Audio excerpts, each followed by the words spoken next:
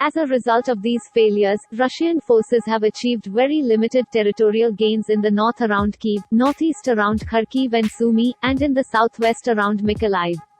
They have had more success in the east in the Donbas and the southeast around Melitopol and Mariupol, but have still failed to take the latter by force despite weeks of continuous bombardment and attacks. Instead, the regular Ukrainian army, as well as volunteer and reserve units, have fought back vehemently across the country.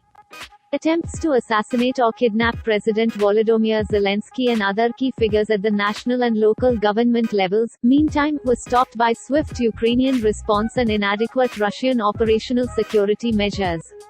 Russian troop morale has been low and tactical coordination between forces has been weak throughout the first month of the battle. Lost a significant amount of equipment, visually confirmed losses total over 1,700 vehicles, including more than 270 main battle tanks, 15 fixed-wing planes, and 35 helicopters. The true total is certainly greater.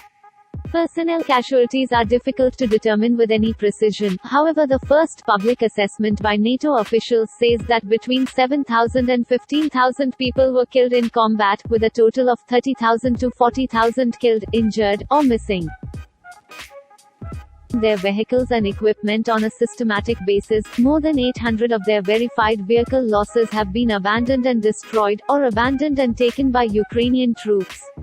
Due to a lack of adequate cold weather apparel, troops around Mykolaiv and in the northern districts around Kyiv and Kharkiv are suffering from frostbite, according to the latest U.S. intelligence updates.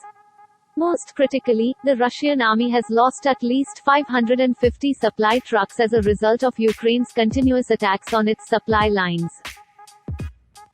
Regardless of the actual facts, which are unknown to all parties at this time, U.S. officials estimate that the Russian army lost more than 10% of its 190,000-strong force in the 8 months leading up to the February 24 assault.